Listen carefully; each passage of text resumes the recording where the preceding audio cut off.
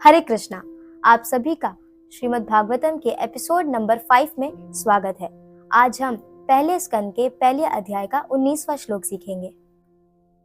श्रीमद् भागवतम श्लोक 1.1.19 वयं तु न वित्रप्यामा उत्तम श्लोका विक्रमे यच्छृण्वतां रसाज्ञानां स्वाधु स्वाधु पदे पदे। अर्थात हम भगवान की दिव्य लीलाओं को सुनने से कभी नहीं थकते, जिनकी महिमा भजनों और प्रार्थनाओं द्वारा की जाती है।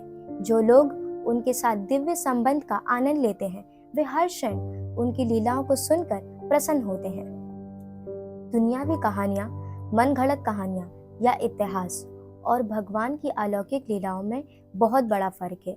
पूरे ब्रह्मांड के इतिहास में भगवान की लीलाओं के बारे में बताया गया है। कोई भी शख्स अपनी पूरी जिंदगी श्रीमद् भागवतम या भगवद गीता बार बार पढ़ सकता है और फिर भी उनमें जानकारी की एक नई रोशनी पा सकता है और उसे हर दफा कुछ नई चीज सीखने या समझने को मिल सकती है। भौतिक चीजें जैसे कि न्यूज़पेपर, आर्टिकल या कोई नॉवल, वह गतिहीन है। एक बार पढ़ने के बाद वे व्यर्थ हो जाते हैं, लेकिन भगवान की लीलाएं वह गतिशील है। अर्थात हम उन्हें जितना भी पढ़ते हैं, हम अपने आध्यात्मिक पद में उतना ही बढ़ते जाते हैं। दुनियावी कामों में तो इंसान बहुत इंटरेस्ट लेता है, लेकिन जहाँ भक्तिमय कार्यों की बात आती है, वहाँ वे पीछे हट जाता है। जिन लोगों ने भगवान की लीलाओं को समझने में रुचि पैदा कर ली है, वे ये कहानियां सुनते हुए कभी नहीं थकते।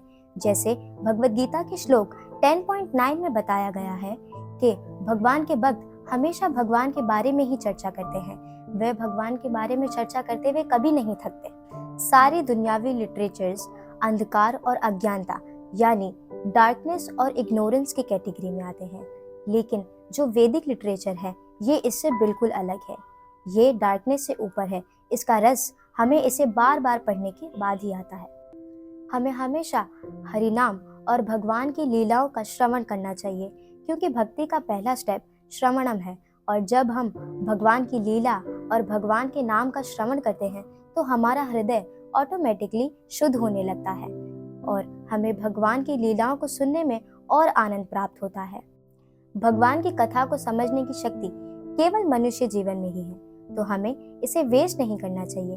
हमें इसे यूटिलाइज करना चाहिए और भगवान की कथा को बार बार सुनना चाहिए और अच्छे से समझना चाहिए, ताकि हम इस जन्म मृत्यु के चक्र से मुक्त हो सकें।